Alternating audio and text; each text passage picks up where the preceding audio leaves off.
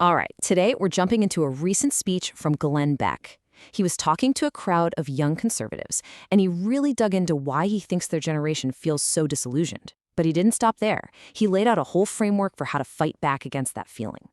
So in this explainer, we're going to walk through his diagnosis of the problem and then get into his proposed solution. And the speech kicks off with this quote right here. It's a really powerful way to frame the entire conversation. The idea is that for anyone born around the turn of the millennium, the world has just felt like one broken promise after another, creating this deep, deep sense of distrust in, well, pretty much everything. So how did we even get to this point? The first part of the speech is basically a diagnosis. Beck lays out a series of major events that he argues have just completely shaped a generation's worldview, conditioning them to believe that the systems they were told to trust are, fundamentally rigged against them. And this timeline really tells a story. According to Beck, if you were born around the year 2000, your entire conscious life has been bookended by these massive crises. You don't remember a world before 9/11. By the time you were, 8 years old, the 2008 crash happens, and you see big banks get bailed out while regular families lost everything. Then social media comes along, promising to connect us all, but instead it just seems to drive us further apart. And then bam, the COVID pandemic hits, and small businesses get wiped out while the giant corporations just get bigger. Each one of these events, he argues, taught the exact same lesson over and over again. And this is the fallout from that timeline. All those core promises, work hard, go to college, you'll get a good job, the rules are the same for everyone, they just seem to have evaporated. The argument in the speech is that young people were sold a roadmap to security that now leads to a dead end.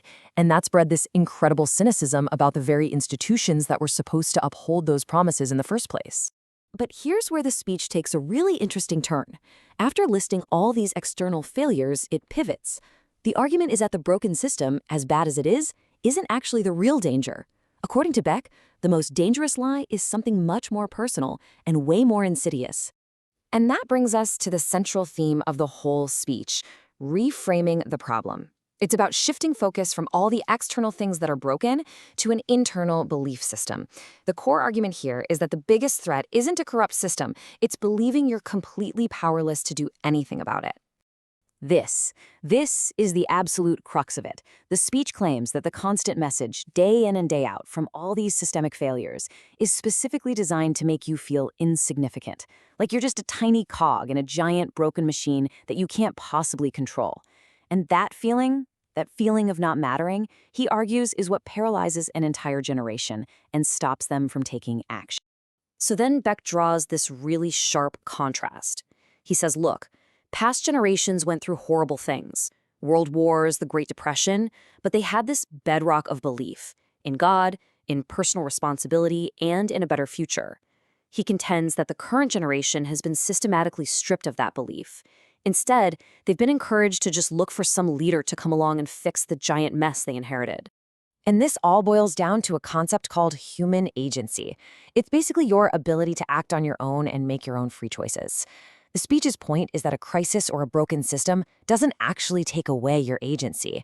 What it does is act like a filter. It reveals who still understands their own personal power and who has completely bought into that lie of powerlessness. Okay, so if the big problem is a belief in your own powerlessness, then what's the solution? This is where the speech shifts from diagnosis to a really practical framework. It outlines what Beck calls the 3 fundamental levers of power that every single person has, no matter what's going on in the world around them. And here they are. Lever number 1 is internal power. This is the stuff nobody can ever take from you. Your work ethic, your honesty, your discipline, your faith. Lever number 2 is compounding power. This is the idea that small, consistent daily actions, getting a little better at a skill, being a little more honest, learning a little more, they build on each other and grow exponentially over time. And finally, lever number 3 is spiritual power. The belief that you're here for a reason and that purpose isn't something a government or corporation gives you, it's something you have to find inside yourself. But none of those 3 levers work without this one key ingredient: personal responsibility. The argument is that the second you stop seeing yourself as a victim of the system and start taking full responsibility for your own life, your own choices, your own attitude, that's the moment you start to find your purpose, and that cynical feeling of powerlessness just starts to fade away. Now, to really drive this whole idea home, the speech uses this very vivid, almost cinematic metaphor. It's a hypothetical scenario designed to be the ultimate test of character to reveal where real power actually comes from. So imagine this. You're in a room, maybe a big auditorium, and suddenly the lights just go out, and they don't come back on.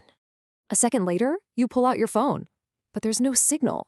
It's just a useless brick. And then the battery dies.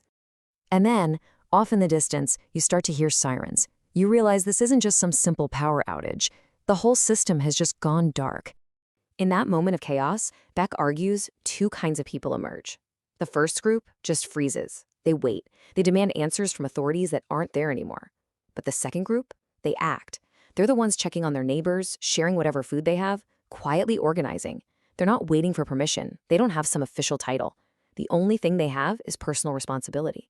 They become the leaders because they act like leaders. And here's the kicker. The whole point of that story is that it's not some far-off hypothetical. The speech argues that with all the political chaos, the economic instability, the failing institutions, the lights are already flickering. That test is happening right now. So that dramatic scenario sets up the final call to action. The message becomes, if the system is failing and the lights are flickering, it's not enough to just survive the darkness. You have to become a source of light yourself. And so, this means we have to completely redefine what we think of as power. Real power, in this framework, isn't about controlling other people or having a fancy title. It's all internal. It's the ability to control yourself, especially when no one's watching. It's telling the truth when it's easier to lie. It's choosing to forgive when everyone else is screaming for hate. And it's choosing to build things up when the popular thing to do is tear everything down. This one line really encapsulates the entire message of the speech. It's a direct challenge to just reject cynicism and victimhood, and instead to grab onto your own personal agency and become a stabilizing force in what feels like a really chaotic world. And that leaves us with the central question of this entire framework. In an age where it feels like institutions are failing and promises are being broken left and right, the speech forces you to ask, where does true authority really come from? The suggestion is that it doesn't come from a government or a title. It comes from the character and the capability of individual people who simply choose to take responsibility.